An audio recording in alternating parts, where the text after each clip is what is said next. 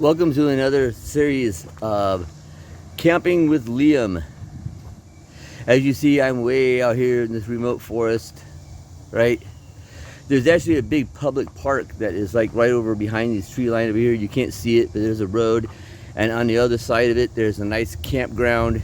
And there's RVs there. And I mean, it's kind of a really populated area. But here, it doesn't look like many people come here at all. Right, and this is a little bit up off the trail here, and it kind of comes up over here. It's a really nice area, and you can see in the background here there's this beautiful lake that goes over here, and it's kind of noisy because there's a highway over there. You can hear the cars and traffic going across the bridge, but it's a really area down here. It looks relatively run down. There's a picnic table there that's just kind of eroded away, and then this ramada here, which the roof has seen better days. But I suppose if it rains, it should be okay. And really, I don't think anybody would come up here, to be honest, like once the gates close, right? So once those gates close or when it's past, I don't think anybody else will be up here. And I don't think there's any roving people up here that would be interested in coming up here. But I'm not self camping for the night, but but this would be the most idealistic place to do that up here. If you want to have a picnic table and a dry roof over your head. But like I said, and it's one of the kind of things where it's like you'll have to come in here in the middle of the night when it's dark and set up camp, and then you must leave like as soon as the sun comes up, because there are a lot of people out here and there is maintenance out here. There is people mowing all the grass out there, because once again, like one of my other places that I go to, there's a great big disc golf course out here too. So, and then I'm sure in the morning there's people, campers that, or just people running through health, fitness, whatever, and there's a trail that comes up through here. So it would not be advised. I mean, this would be a good stealth camp for one night, but if you wake up early and get your stuff packed up, you would avoid that. But anyhow, but today I'm going to be cooking a meal out here because this is my lunchtime. Okay, my meal today will consist of instant mashed potatoes, just add water. Instant country gravy, just add water. And pre-cooked bacon, right? And there would be a need for only 2 pots, basically, right? And I always bring plenty of water with me. There's plenty of water to cook this.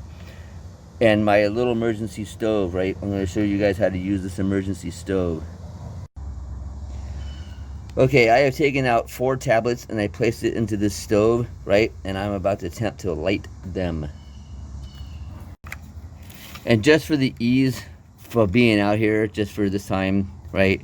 I went ahead and I brought a Scripto extended lighter, basically, which I usually carry with me on my backpack anyway, because when I go backpacking or camping, right, I generally tend to bring several methods of starting fire besides just one.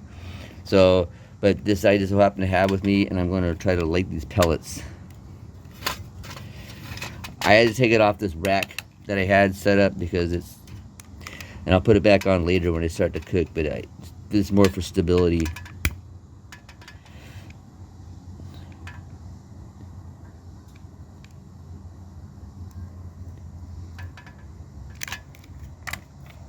Alright, so now this is getting going. And I'm going to pour some water into one of these pots, and I'm going to start heating up some water. Okay, here is my emergency cook stove / backpacking stove, and you can see with the 4 pellets, it has quite a bit of a flame off of it into this pan. Which, this pan is not really that big, but yeah, see, and there's still quite a bit of that pellet left inside of here, so it's burning pretty good. We're just going to sit here and kind of watch what it does. I know what it does because I've done this before several times, but just for the sake of this video, right, showing you how to prepare food when you're out backpacking in the stove. And how, do you see how much flame do I have here? See this? That's quite a bit of flame coming off those 4 little pellets.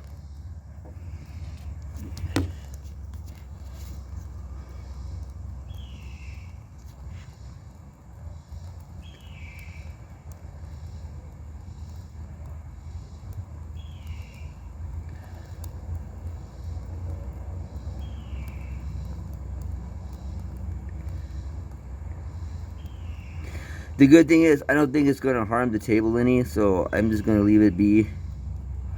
I've used this on the ground before, in the dirt, on leaves, in a situation like that, and I never seem to have a problem, and I don't see it being a problem here on this actual wood.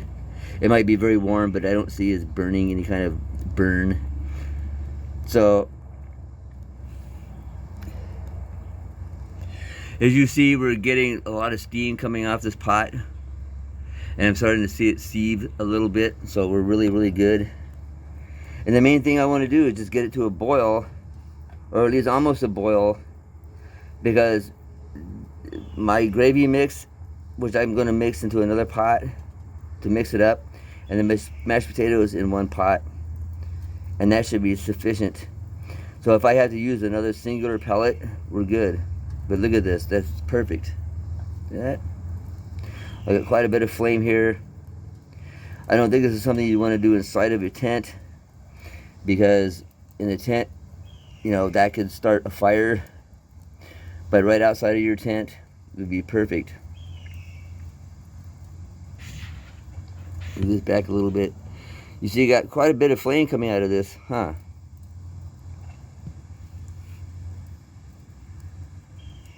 See that?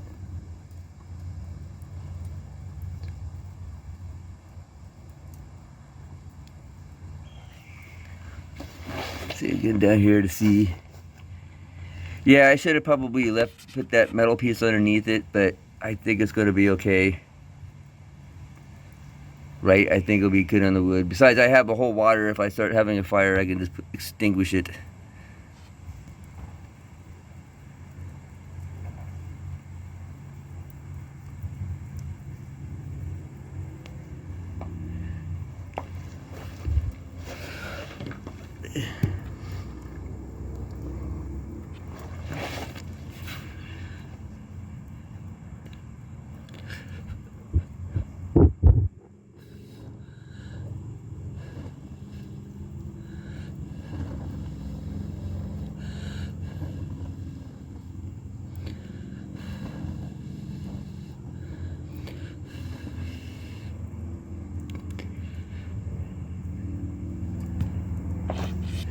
It's funny, I see it lapping the wood, but it's not necessarily burning it, I don't think.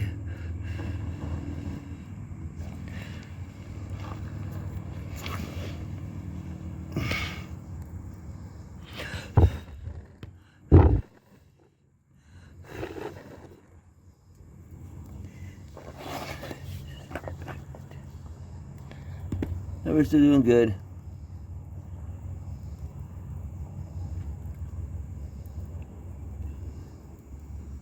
I still wouldn't advise doing this on a wood surface like a picnic table, but like I said, this is just so I can get a view underneath it, so you guys get to see how much heat those pellets really put out, which is pretty good.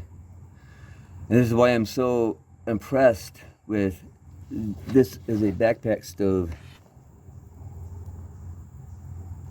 And as you can see down inside the fire there, right, they melt out to be just nothing. I mean, they just kind of just melt off. And you see that water is pretty much steaming, boiling now. It's plenty good to cook some food with. I'm just going to let it burn down off of 4 pellets.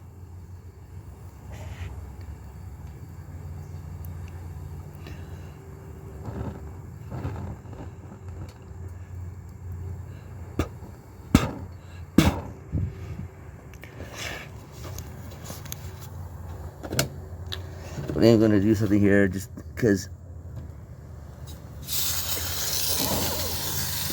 I don't like that one on flame.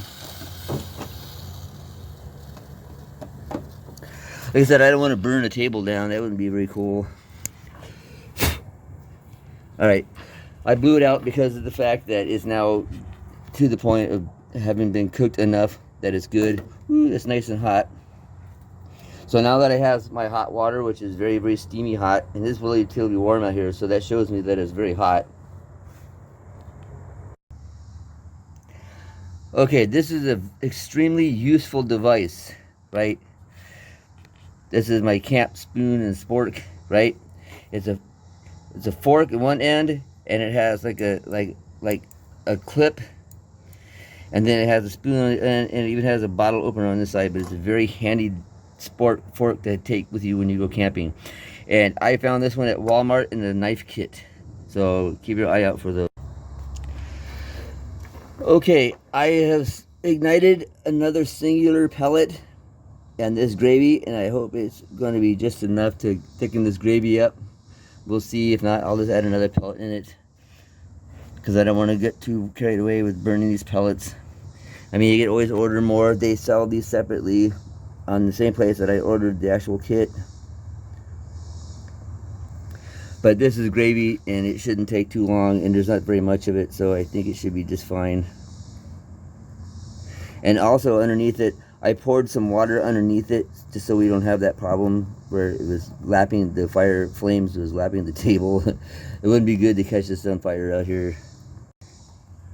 And see, this is just one tablet, and it's actually starting to bubble inside the pot. If you can see the pot sort of bubbling some, right?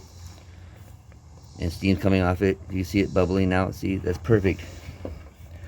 And that's just off one tablet. And I put cold water into this pot and that gravy mix. And like I said, this is just one tablet I'm cooking off of. So it's doing outstanding. And if you just need to heat up a little bit of water for, I don't know, a cup of soup, or for like one of those instant ramen lunch packages, or even for like cleaning or whatever with water, or even just like instant coffee, this would be perfect amount. Just one. As you can see, I'm still on that very one tablet, and my gravy is getting nice and thick. You hold this so it doesn't go into the gravy, it falls, right? It's getting nice and thick off of that one. See, it's getting nice and thick inside there. Starting to look like country gravy. Mmm, yummy, yummy, yummy. I'm constantly stirring so it doesn't scorch.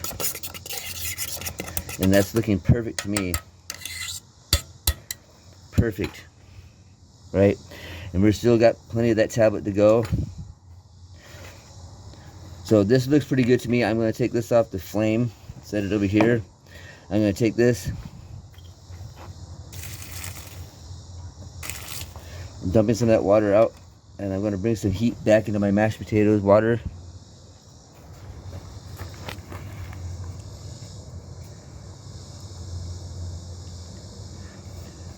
Because I like my potatoes nice and hot. And this was with 1, 2, 3, 4, with just only 5 tablets. And we're still going good on this one tablet. See that?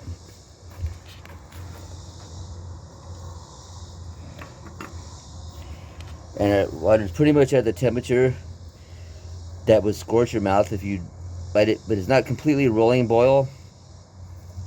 But that's perfectly okay for coffee, because it doesn't need to be like this rolling, roaring boil, right? It just needs to be nice and hot, especially for instant coffee. So, I don't have any kids that is like, I don't do coffee after 12. But I have my sugary coffee over here called soda. But even off of one, see that one? And I could have got away with heating up this amount of water with just one. But doing it, that was quite a bit of water, so I mean, it took some time to heat it up. But we're doing good with this. And see, it's melting away. I'm just going to wait for it to burn out before I mix my vegetables. Get it nice and hot. The gravy will be frying.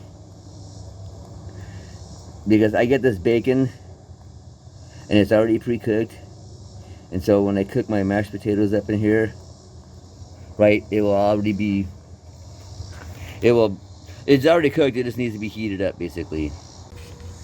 So as you see, I threw some of these bacon slices into the mashed potatoes, right? That's just going to be even better flavor for the mashed potatoes. And they're kind of getting some heat in that bacon.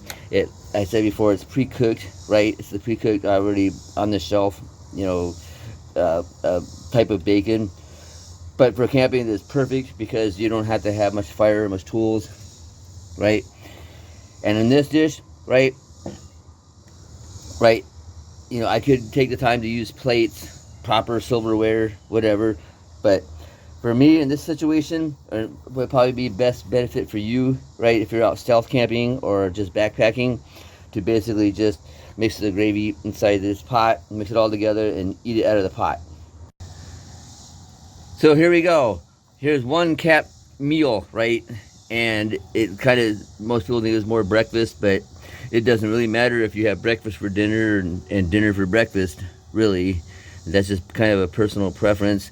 But this is a good enough backpack meal for me and for anybody else who enjoys going outdoors. Perfect situation. You don't have that much mess. You'll have this one to clean up some, and you know, you'll have to clean this up, but it's not much of a mess to really worry about. So, I'm going to enjoy my lunch, and we'll catch you on the flip side.